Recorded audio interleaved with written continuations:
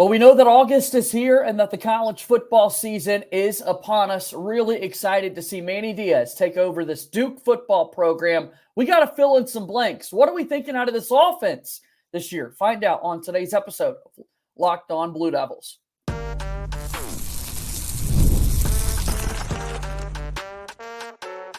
You are Locked On Blue Devils, your daily podcast on the Duke Blue Devils. Part of the Locked On Podcast Network, your team every day. Hello, everybody, and welcome into another episode of the Locked On Blue Devils podcast. My name is JJ Jackson. Today is Wednesday, August 7th, 2024. Excited to have you here with us on another outstanding episode of Locked On Blue Devils, your daily podcast devoted to everything going on in the life of Duke athletics. If you have not done so already, please make sure that you follow and subscribe to Locked On Blue Devils for free wherever it is that you get your podcasts. Also, make sure that you watch our show each and every day on YouTube. Subscribe to our YouTube channel. Those numbers continue to climb. We're getting closer and closer to 2,500 subscribers on YouTube, and that's going to be a really exciting milestone for us to surpass. Thanks for making Build this into the best and the only daily Duke podcast that you can find out there. Also, make sure you check us out on X at LO_Blue Devils. And I'm there as well at _JJ_Jackson_. Today, we're going to fill in the blanks. We've got a couple of topics about this Duke football team that our good pal Jordan Mann is here with us to break them all down. He's at J-Man's Takes on X. He's the host of the Big J and Little J show. He's got multiple variations of the Duke FB fans social media accounts out there. We want Twitter to give him the number one priority one back. But look, this new version of it is up and running. Jordan, it is so great to see you, man. Hey, it's good to be here, JJ. It's always fun to come here every week and talk about Duke basketball and Duke football. And it is August, so the season Duke plays football this month. Let's reset. Let's introduce the people once again to who Jordan Mann is, right? Because I'm talking about these Twitter accounts, and you're just this hardcore Duke football fan, right? That just picked up a big following. About a year ago, before the 2023 football season, you gave an introduction. I want to hear it again, man. If they stumbled across us for the first time today, what do they need to know about Jordan Mann and his love for Duke football? Well, it's funny. I have like multiple Twitter accounts and none of them are burners. So it's like people can just trace it all back to one person because I'm not hiding like my confidentiality. So, I think the first time I ever came on Locked On was last year, and it was for Duke football. And then we were talking with my basketball background, so it became basketball. But this is how we connected, was for Duke football. And so this is, my heart's with Duke football. My brain's more so Duke basketball. And that's just the way I like. Josh described it, I think, when we were on the show together, and that's how I feel too. Is like my heart is with Duke football. I've been a diehard fan since I was a kid. I was there for the winless seasons. I was there. The first one I ever saw for Duke was David Cutcliffe's first game. They won 31-3 against James Madison at home, and I was like 15 years old. I was like 15. So 15 years of my life, I've never seen a Duke victory in person. That shows you how dedicated I was as a kid growing up. And here we are. We're adding wins. We're getting coaches that are sought after. Coaches are leaving Duke to take other jobs in the SEC, and we're on to the Manny Diaz era. Excited to get that going. Before we get into these fill-in-the-blank topics, one more time, I'm mentioning these Twitter accounts that you've had before. Give people the story. Duke FB fans and kind of the problems that we ran into last season, and how can we help you out? Duke FB fans. It was the off season after the football season ended, and I made a joke. I acted like I was a fake source, obviously, and even in my bio said I was still Duke FB fans. But Texas A&M Twitter reported it and suspended my Duke FB fans original account that had like 2,500 followers, so I had to restart. And so now I'm Duke FB fans with the underscore at the end, which is perfectly fine. I still love the platform, and I'll continue to tweet about Duke football and probably a little bit less about Texas A&M football, JJ. Yeah, stay away from those Aggies, that's for sure. And underscores are okay. I mean, hell, people watch the show each and every day, and every day they see underneath my face at _JJ_Jackson_. Too many JJ Jacksons out there running around, I guess. So three J's and 3 underscores. Exactly. That's what I'm going for. Gotta love a good underscore. All right, so let's dive in. Football fill in the blanks today.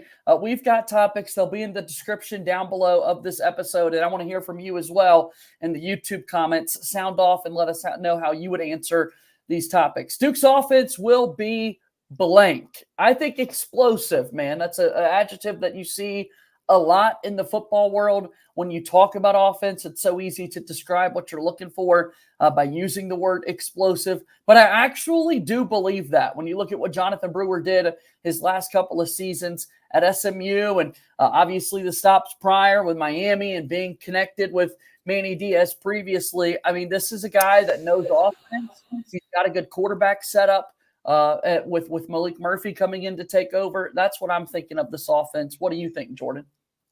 I do like where your mind is. You're very optimistic. I am more so a work in progress. Okay. And I think the pieces, like you said, Malik Murphy, live arm, Jaquez Moore, unbelievable running back.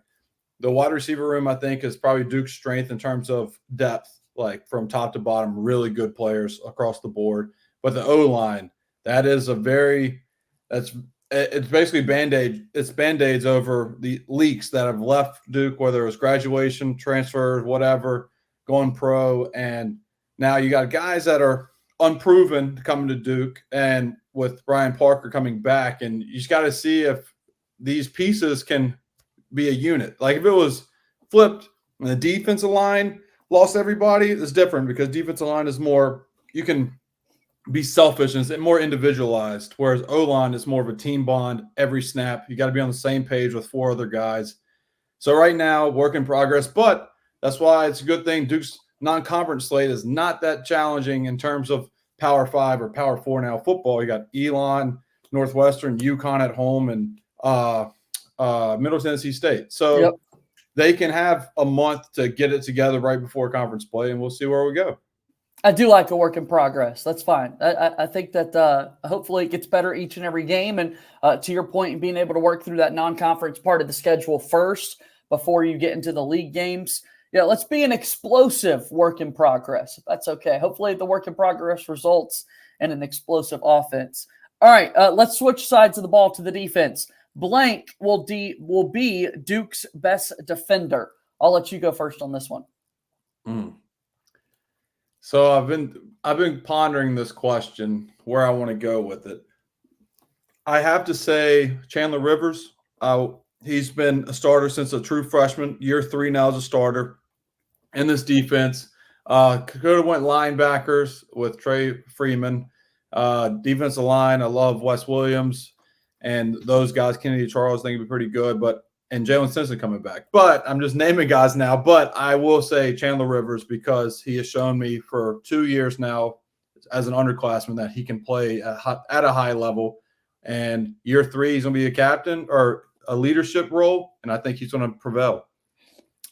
Great choice. Probably the right answer. I think we're going to get a big season out of him there in the secondary in particular. How about another secondary guy that you mentioned at the end, someone who was with the Blue Devils representing them at ACC kickoff in Charlotte, originally from Opelika, Alabama, and coming back for another season of football. I'm going Jalen Stinson with what he's going to bring to that back end. He's so experienced. Manny Diaz can't stop saying good things about him and what he's going to mean to this Duke football team, minus Dwayne Carter and some of those other big voices that we've seen over the past few seasons on the Duke football defense. I'm looking for a big year out of Stinson, man.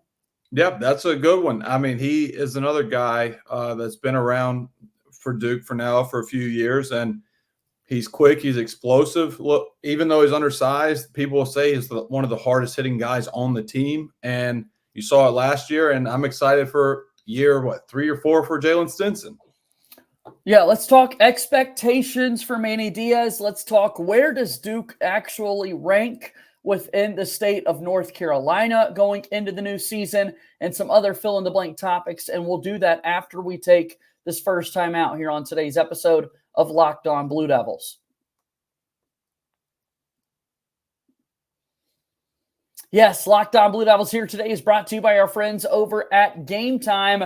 Game Time, of course, our absolute favorites when we're talking about the best place to find your tickets. Game Time Now, an authorized ticket marketplace of Major League Baseball, which makes getting tickets faster and easier.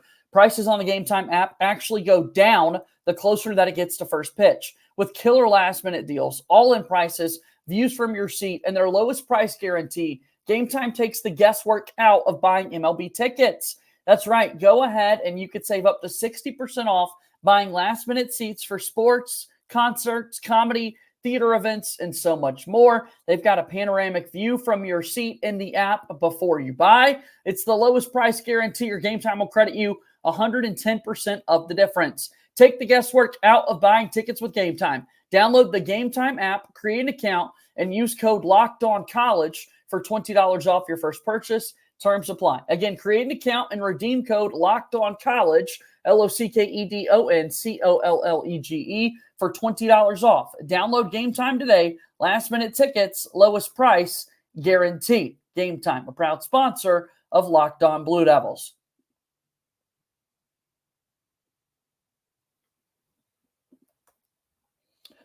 Yes, there he is. It's Jordan Mann at J-Man's Takes on X. We're talking about Duke football. We're filling in the blanks as we go throughout today's show. Proper short-term expectations for Manny Diaz are blank. That's where we're going here next. And as I'm thinking through this, Jordan, formulating a proper sentence, right? Like if this was an English teacher that was grading my assignment here, I'd be concerned about where I'm going here when I'm filling this one out. But I think you got to get into a bowl game right out of the gates here, right? And have a lot of momentum on the recruiting trail, but totally fair in the short term to not expect the house, right? And not expect to be up there towards the top in the ACC. So that's a run-on sentence. I know. Give me what you're thinking, and maybe we can best put this together. Proper short-term expectations for Manny Diaz are going 6-6. So there, I'll fill in the blank. And I'll on a record, yeah. Yeah. So with Manny, like his year one at Duke is going to be a lot different than Elko's year one at Duke. And what I mean by that is just the pieces that Elko had. He really, I do think Elko's a good coach. Obviously, he went to A&M, but he got Riley Leonard at a sophomore year. Jordan Moore was going to be a sophomore, moved him to wide receiver. Dwayne Carter. Everybody had. All these guys had 2 more years of eligibility, basically, and it all worked to perfection to have this last year be a really good year for Duke before injuries happen. Now you're kind of resetting with Manny Diaz. He has a lot of unproven guys that are going to be in bigger roles now, and it's like we got to see like what's going to happen. New QB, new O-line, like I said, new pieces. Anise Peebles is gone to Virginia Tech, Jordan Waters, NC State. Like not only are players transfer, they've transferred in conference, and Duke will play them. And these Peebles is arguably the best defensive tackle in the ACC. So 6-6, like the over/under for their win-losses was 6.5. It got hammered to 6, and it got hammered to 5.5. So a lot of people are taking Duke under 6.5 on this season, and now 5.5.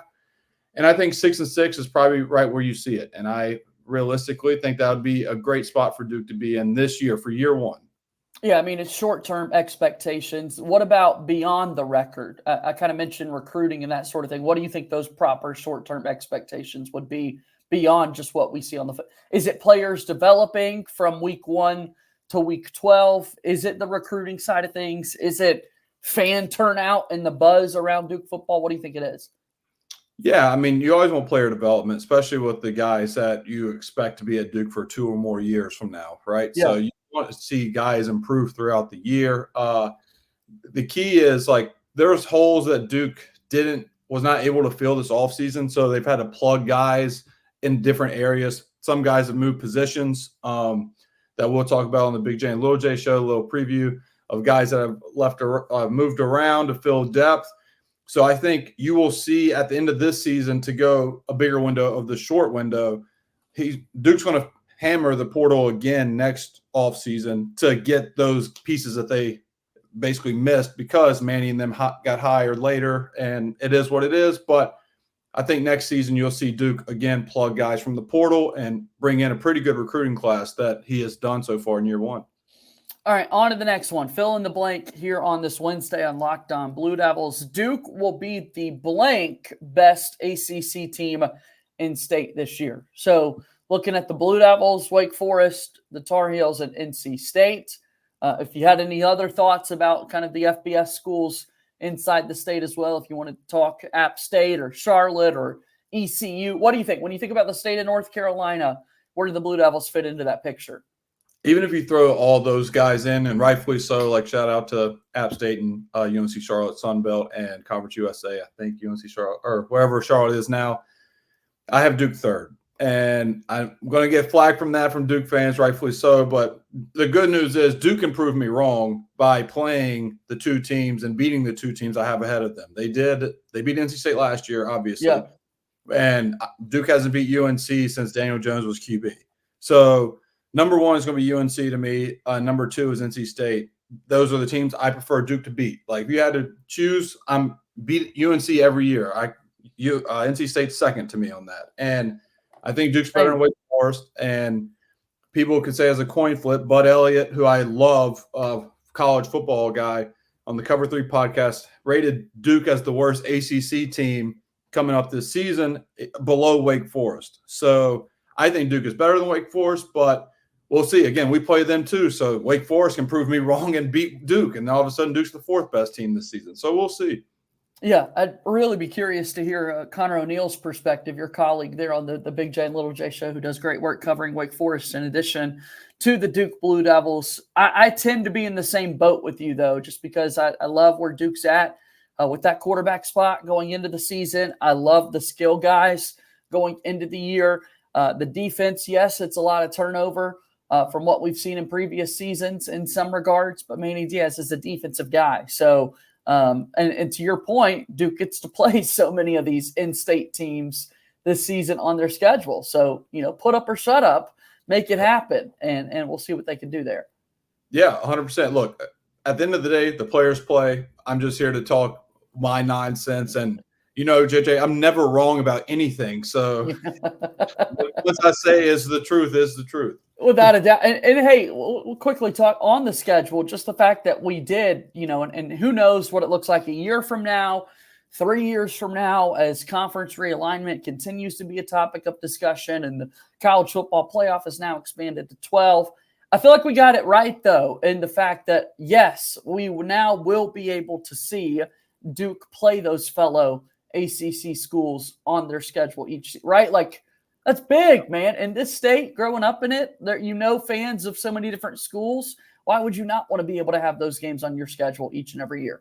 Dude, yeah. I mean, the NC State, like Duke only played them like once in 6 years or something like that. That's insane. They're 20 minutes away from each other. I think they played twice in 10 years. Like they deserve to play at least every other year, if not every year. So I'm excited that Duke is continuously playing NC State. Yep. Again, 7 FBS teams in the state, the 4 in the ACC, and then we'll give some love to App State, Charlotte, and ECU as well. We'll see what kind of years those programs can have. All right, Jordan, we got to take one more break, and then when we come back, we'll start to wrap up today's episode of Locked On Blue Devils right here today.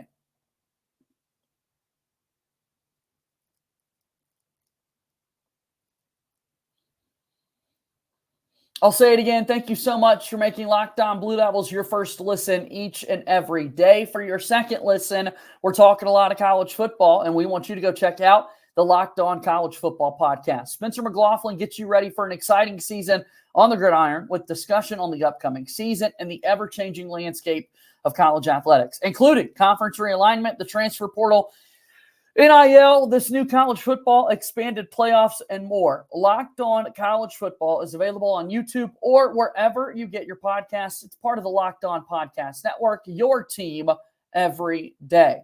We bring him back in. Jordan Mann is here. He's on X at JMan's Takes. He's also the host of the Big J and Little J Show. What is the Big J and Little J Show? You gave an intro for Duke FB fans. Now we got to get one for the Big J and Little J Show. Yeah, so the Big J is what journalists like to call themselves, and people like to poke fun of journalists as the Big J's. Connor is the Big J. The Little J is making fun of the Big J thing. So the Little J is the fan. I am the fan, Big J and Little J Show. So we will have our we will start recording this weekend for season 3, and we'll have our Duke football preview for the season and all that other stuff. And I'm looking forward to it, man. Like, season 3 is going to be special. A lot of growth in season 2. So shout out to all you Duke fans. And I'm looking forward to season 3 to take it up another notch for us. Yeah, onward and upward, right? All right, here we go. Last couple, fill in the blanks. Duke's non-conference schedule has you feeling blank. You mentioned it. It's at the beginning of the season. How does that have you feeling? Yeah, so when our first question made me sound a little pessimistic, but this one I'm going to be optimistic because, again, the non-conference slate for an unproven and young team, 4 winnable games. Like, Elon week 1 at Northwestern will be kind of tough, but a good challenge for Duke. And then who's episode? Her MTSU, and then UConn. So you got 4 teams that you can beat. I don't know the last time Duke went 4-0 in the non-con, but 3-1 worst case, like going into UNC, which is, don't even get me started. It's way too early for Duke to play UNC. Like, they need to treat it as a rivalry. I know UNC but push it back some. But yeah, I think 3-1 worst case, 4-0, and then you go right into conference play. Optimistic is a great way to put it because, again, these are not crazy good football teams that Duke's going to be going up against. Challenging, yes, right? Like I've mentioned with Josh Cox a couple of weeks ago, the idea of Duke playing a football game at Middle Tennessee State is it's a little weird, but kind of exciting, right? Like Blue Devils, Blue Raiders. Let's get after it. Northwestern, we've played some really good, exciting back and forth football games against those guys over the last few seasons. Last year, we played UConn in football, and Cooper Flagg was there for a visit, and now he's a Blue Devil, and he's going to do great things for our basketball team this season. Like, I didn't really know what direction I was going to go in here with the non-conference schedule, but it's got me feeling optimistic now as well. You've convinced me. It absolutely has me feeling optimistic. Yeah, shout out to Duke football's social media team. When Duke beat UConn, they put capture the flag as the caption after they beat UConn. That was just well done, well played. And the MTSU game, I said it on my Twitter account maybe a week or 2 ago that I don't like NC State was receiving flack about backing out against App State at App State. And I was telling people, like, hey, like, this is going to be more of the norm because these Power 4 teams, like Duke, last time Duke went on the road to play a G5 team was at UNC Charlotte, and that was the nail in the coffin for David Cutcliffe at Duke because you just don't do that and lose. And then Brent Pry's first ever game at Virginia Tech lost at ODU. Like, and all this does is benefit the lower tier team, and rightfully so, because that is their Super Bowl. That's to show that they can play on the same level as the Power 4 team. So this scares me at Duke playing at Middle Tennessee State because, just weird things happen in college football. But hopefully Duke wins, and I don't have to sweat it out like I think I want to. Absolutely. I mean, Derek Mason, former Vanderbilt head coach, he knows what it takes to win at the Power 5 level, and now he's taking over MTSU. So great pool, JJ. I forgot he was the head coach. Now I'm really nervous. He is going to have that team fired up, that's for sure. All right, let's go on. One more question today. Duke will play blank 1 possession games. I love this question. This could go. Yeah, at this point, truthfully, to all the viewers out there, we're throwing a number out, right? Yeah. In so many ways here, but it's fun. Let's just throw that number out. What do you think? I think North Carolina is going to be a 1 possession game. I think it's got to go down to the wire. Yeah. Yeah. I'm going through the schedule at Georgia Tech. Last time Duke played at Georgia Tech, Duke played really sloppy. Elko's first year 2 years ago. Samir Hagens about won the game for Duke with punt returns. Duke should have won that game. I think that's going to be a 1 possession game on the road. NC State, Virginia Tech, and SMU. I'll go 5. 5 off of the top of my head. SMU's going to be really good, dude. Preston Stone can throw the crap out of it, but Jonathan Brewer knows him better than anybody else in the ACC, arguably. So that's going to be a good matchup. And 5 one-score games. Hopefully Duke can be on the right side of those 3 out of 5. 5 one-score games is what you're projecting for Duke in 2024. Duke played 5 one-score games in 2023. That's an unbelievable poll. Yeah. I could never do that ever again. But going back through it, tough one, very tough one. First one-score game of the season last year was that Notre Dame game where Duke lost 21-14. Later in the year, beat Wake Forest on that Thursday night, 24-21. 47-45, the loss to the Tar Heels in double overtime. Duke lost to Virginia 30-27 on the road. And then the Birmingham Bowl, where Duke defeated Troy, they won by a score of 17-10. So unfortunately, Duke didn't do too well in those one-possession games last season, but hopefully this time around they can win more of those than they lose. I think that's right, though. I think with the new coach, you're going to be excited. You're going to be fired up. Manny Diaz knows what it takes to put his team in a position to win. And so for that reason, I do think Duke's going to be very competitive in even games that they lose. And that's they'll be right there in it. Yeah, and that's a good point, JJ, about Manny Diaz, because Elko was a good coach at Duke, like I said, and Duke came up short in some of those one-score games, but now Duke's getting a coach, another head coach with head coach experience, previous head coach experience. Elko, his first real head coaching job was at Duke. So you got to fail a lot more before you can succeed in those clutch moments. Manny, we know his track record at Miami. I think a lot of those shortcomings in Miami is going to benefit him at Duke when it becomes 2 minutes or less in the fourth quarter about clock management on offense and defense side of the ball. All right, fill in the blanks today. Duke's offense will be blank. Blank will be the Duke's best defender. Proper short-term expectations for Manny Diaz are blank. Duke will be the blank best ACC team in state this year. Duke's non-conference schedule has you feeling blank, and Duke will play blank one-possession games. Let us know what you think down in the comments below. Good to see you, as always, Jordan. We'll have you back on the program again here shortly. Tell folks one more time, where can they find all your work? What can they do to support you? What do you want to tease? The floor is yours. Yeah, where do I start? J-Man Steaks on Twitter. That's where I'll tweet about Duke basketball and stuff. Big J and Little J shows, where I'll just tweet out the links to the podcast and YouTube show.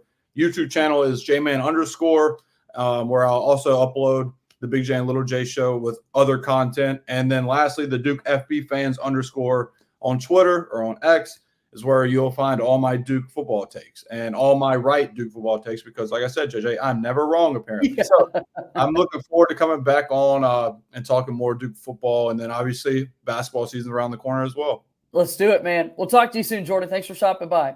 See you, buddy.